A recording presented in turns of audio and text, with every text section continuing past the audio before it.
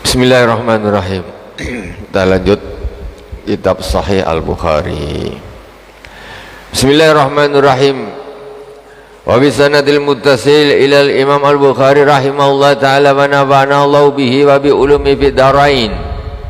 Babu ghazlil maniyyi wa farqihi wa ghazli ma yusibu minal mar'ah.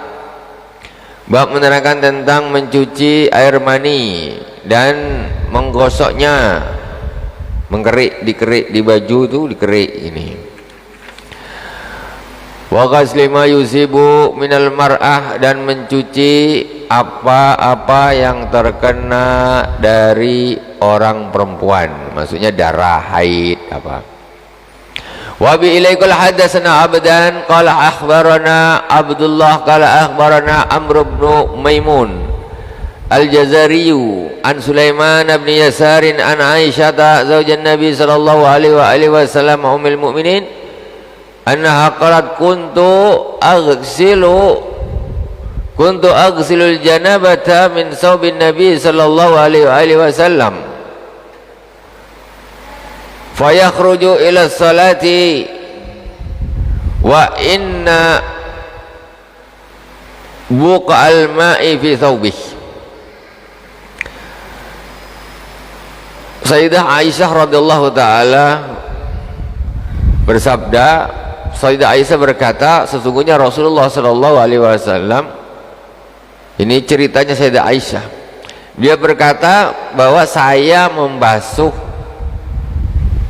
bekas janabah di bajunya Rasulullah sallallahu alaihi wasallam.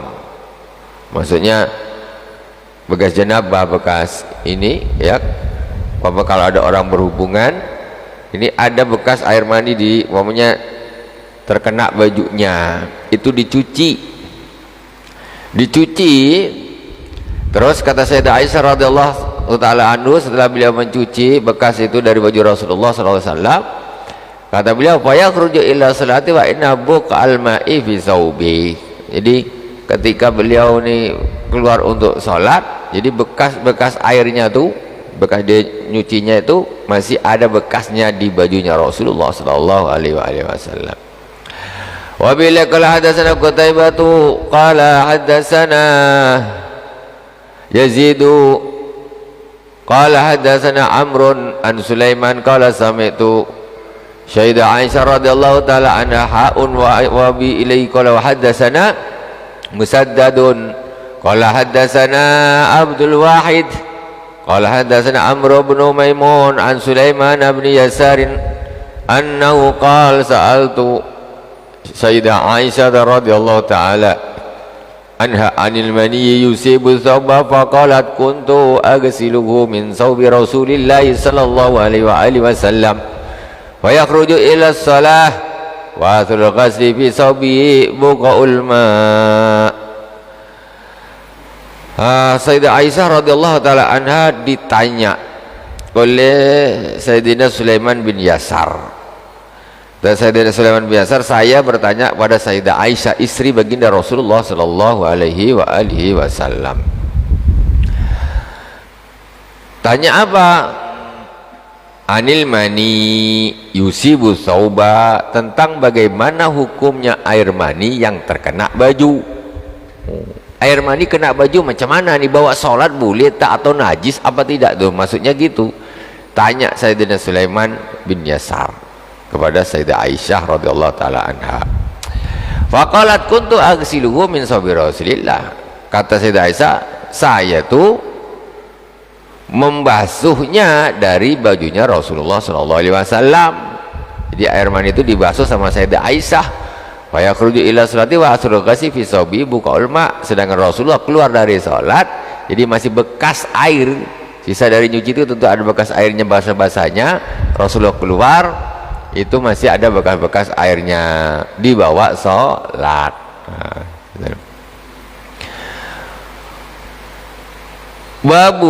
Babun idza ghasal janabata aw ghairaha falam yadhab atharuhu. Ketika bab menerangkan tentang membasuh bekas janabah atau lain-lain, tetapi bekasnya itu tidak hilang, masih ada asarnya, bekas-bekasnya masih ada, tak bersih. Wa bihi qala hadatsana Musa qala hadatsana Abdul Wahid qala hadatsana Amr bin Maimun qala sa'altu Sulaiman bin Yasarin fi thawbi tusibul janabatu qala qalat sayyidah Aisyah kuntu aghsiluhu min thawbi Rasulillah sallallahu alaihi wa alihi wasallam summa yakhruju ila salati wa asru ghusli fihi buqaul ma. Jadi hadisnya memang mirip-mirip, babnya tentang bab mencuci air mani yang di baju. Sayyidina Amr bin Maimun tanya kepada Sayyidina Sulaiman bin Yasar tentang baju yang terkena mani. Kemudian kata Sulaiman bin Yasar, saya berkata, Sayyidah Aisyah berkata, saya mencuci bekas tersebut dari bajunya Rasulullah sallallahu alaihi wasallam, kemudian beliau keluar menuju sholat, dan bekas mencucinya itu masih ada, ya. Fihi buqaul ma, bekas air-airnya itu masih ada. Wa bihi qala hadatsana Amr bin Khalid qala hadatsana Zuhairun qala hadatsana Amr bin Maimun ibni Mihran an Sulaiman bin Yasarin an Aisyah radhiyallahu taala anha annaha kanat taghsilul maniyya min thawbin nabi sallallahu alaihi wasallam summa arahu fihi buqatan aw buqa'a. Sayyidah Aisyah radhiyallahu taala anha, sesungguhnya beliau mencuci mani dari bajunya Rasulullah sallallahu alaihi wasallam dan terlihat di bekas bajunya itu ada bekasnya, bekas cuciannya. Babu abwalil ibil wadawabi wal ghanami wa marabidha wa salla Abu Musa fi daril barid wa sirqin wal baryud wal bariyah ila jambi faqala huna wa thamma sawaun. Bab menerangkan tentang kencingnya onta dan hewan-hewan ternak seperti kambing. Wa bihi qala hadatsana Sulaiman bin Harb qala hadatsana Hammad bin Zaid an Ayyub an Abi Qilabah an Anas qala qadima unasun min Uqlin au Urainata fahtawul Madinata fa amarahumullahu Nabi sallallahu alaihi wasallam bilikahin wa ay yasrabu min abwaliha wa albaniha fantalaqu falamma sawu qatalu ra'iyan nabiy sallallahu alaihi wasallam wastaqun na'ama faja'al khabar fi awalin nahari fa ba'atha fi atharim falam martafa an-naharu ji'a bihim fa amara faqata aydiyahum wa arjulahum fa sumirat ayunuhum wa ulku fil harrati zastasquna fala yusqauna. Qala Abu Kilabah fa ulai sarqu wa qatalu wa kafaru ba'da imanihim wa harabullaha wa rasulah. Hadis diriwayatkan dari Sayyidina Abi Kilabah dari Sayyidina Anas bin Malik. Sayyidina Anas bin Malik cerita, ada orang-orang datang dari nama daerahnya Uqlin au Urainah. Kemudian mereka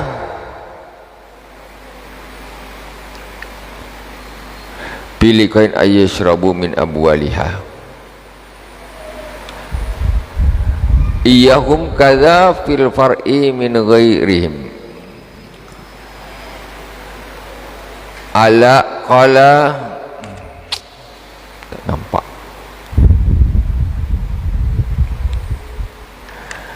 Jadi ada sekelompok orang datang kepada baginda datang ke Madinah, ya.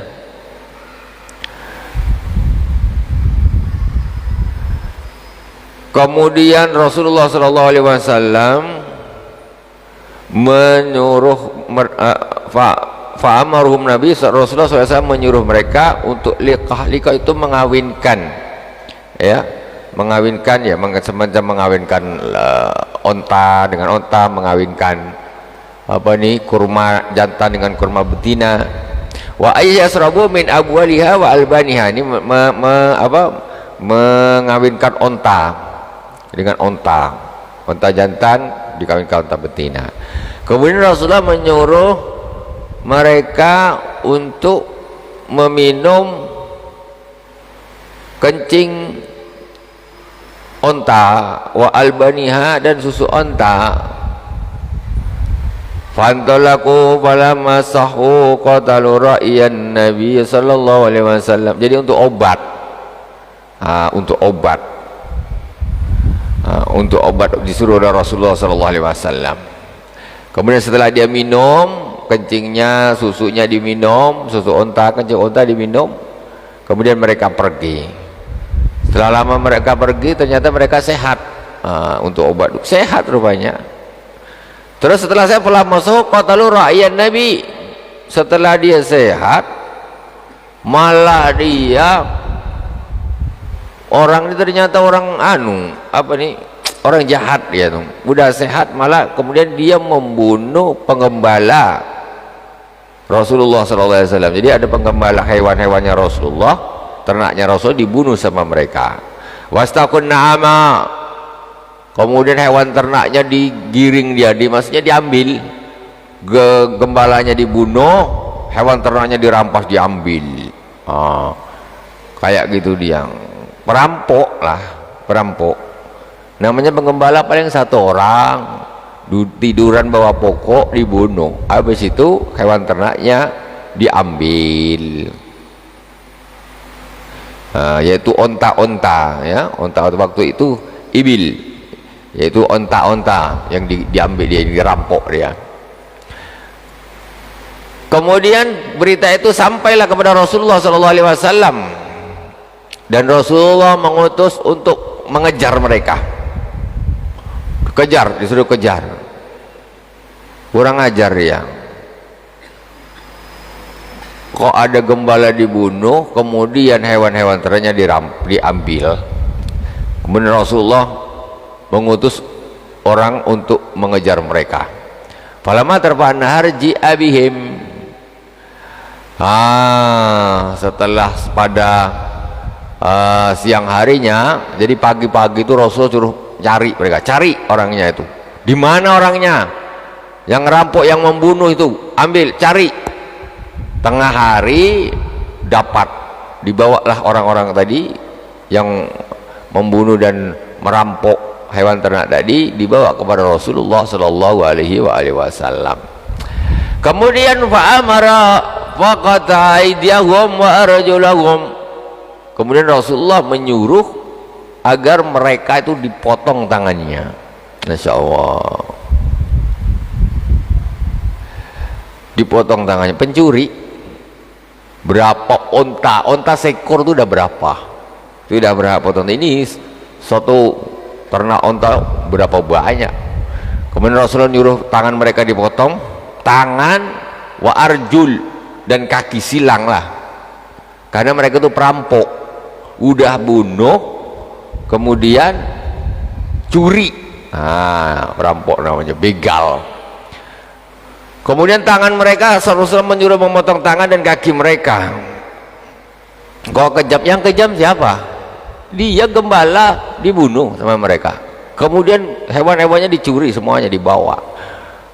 Wasumirat a'yunuhum, Masya Allah, wasumirat a'yunuhum, matanya itu dibutakan. Matanya dibutakan karena orang membunuh ini kisos sebenarnya, ya, ini kan untuk pelajaran. Wa ulqu fil harrati, kemudian mereka dilemparkan ke satu daerah, semacam satu kampung lah, satu daerah, dilemparkan ke sana semacam tempat pembuangan. Yastasquna fala yusqan. mereka minta minum, tapi mereka tidak diberi minum. Enggak diberi minum. Itu penjahat luar biasa, perampok, begal, ya. Udah begal bunuh orang, hartanya dirampok. Nah itu, dipotong tangan dan kakinya, matanya dibutakan, dibuang ke tempat pembuangan. Mereka minta minum, tak dikasih. Nah, itu hukumannya gitu. Nah, sekarang orang begal yang dibegal tentu ngelawan. Sekarang kalau ngelawan tukang begal macam mana kalau yang begalnya kalah? Nah, kalau masalah gini, kalau secara hukum yang adil, ya, itu kita tidak salah karena kita membela diri. Nah, kalau tak, kita yang mati macam mana? Ya salah satu matilah. Kalau kita menang di penjara seumur hidup, sama juga mati.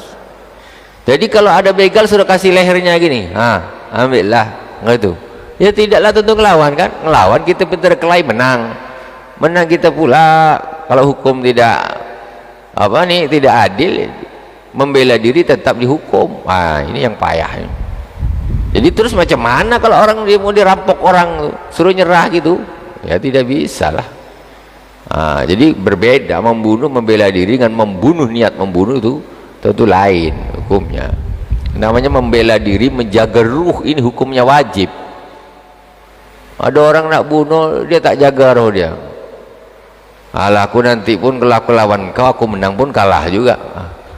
Penggalah ya, kasihlah leher gua. Ini sama juga, aku di penjara pun, atau mungkin dihukum mati juga, sama aja. Tak gitu, lawan. Hukumnya wajib.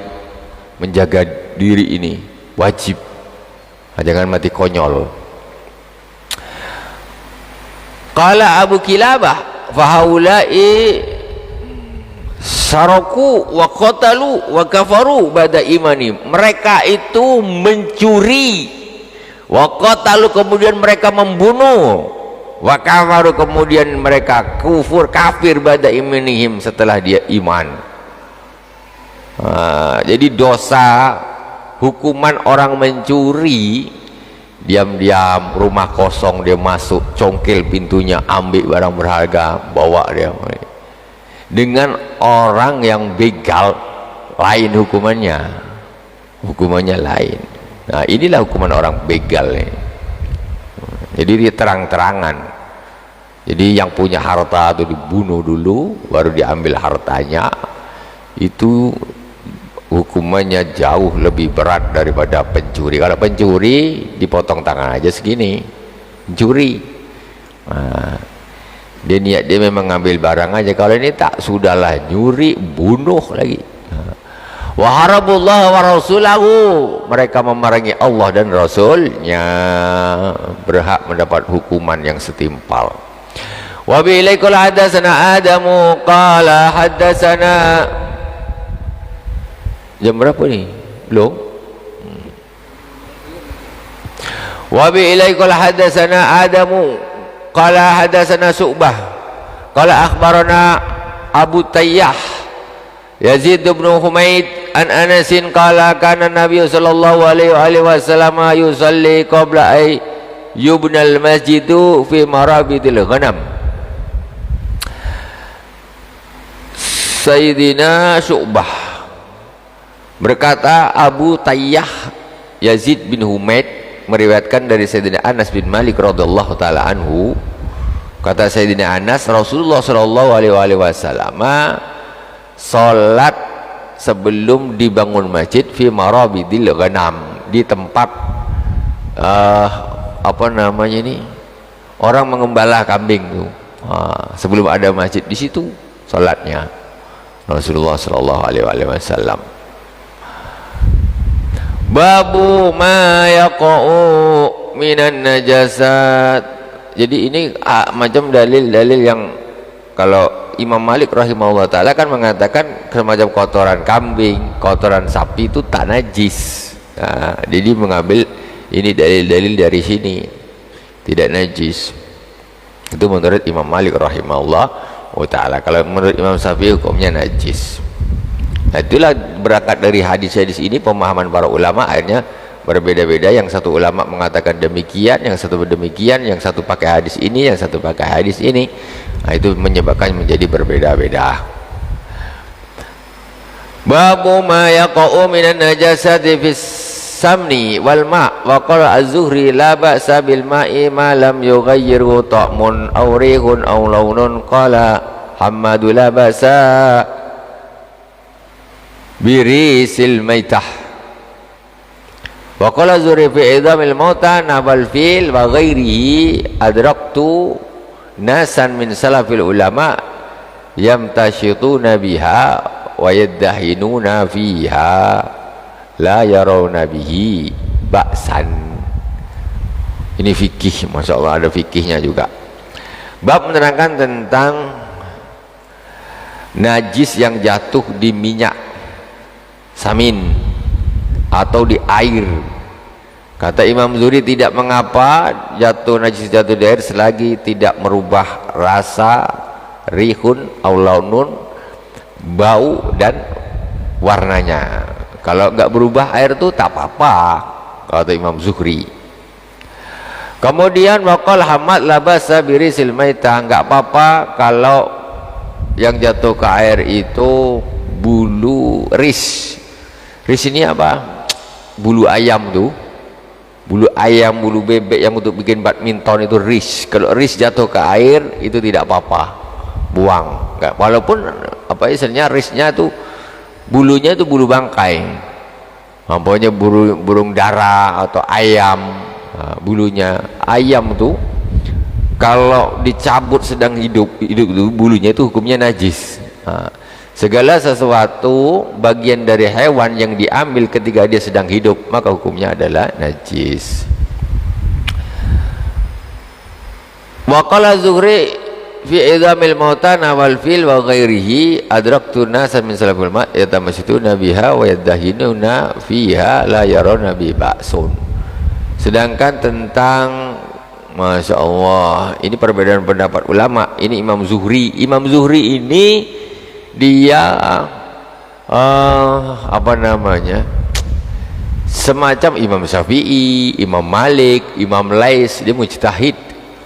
Cuma Imam Zuhri ini dia tidak apa namanya, ilmunya, fikihnya itu tidak sampai ke kita, maksudnya tidak dibawa oleh murid-muridnya secara komplit. Kalau Imam Syafi'i mulai semua bab ada semua terbukukan muridnya. Imam Malik ada, Imam Abu Hanifah ada, Imam Ahmad bin Hanbal komplit ada, jadi turun temurun dari murid ke murid terjaga semua pendapatnya. Kalau Imam Lais, Imam Zuhri, ya ini mereka tidak apa istilahnya, pendapat ijtihad fikihnya itu tidak seperti komplitnya mazhab 4. Ya, murid-muridnya juga menjaga pendapat gurunya itu. Nah, jadi cuma sebagian-sebagian masalah saja. Kata Imam Zuhri tentang masalah tulangnya bangkai, seperti tulangnya fil, gajah dan lain-lain. Katanya saya ketemu dengan orang-orang dari ulama-ulama terdahulu, mereka bersisir dengan tulang tersebut, wa yaddahinuna fiha, kemudian yaddahinun itu mengambil berminyak dengannya, dan mereka tidak beranggap itu tidak masalah, tidak apa-apa.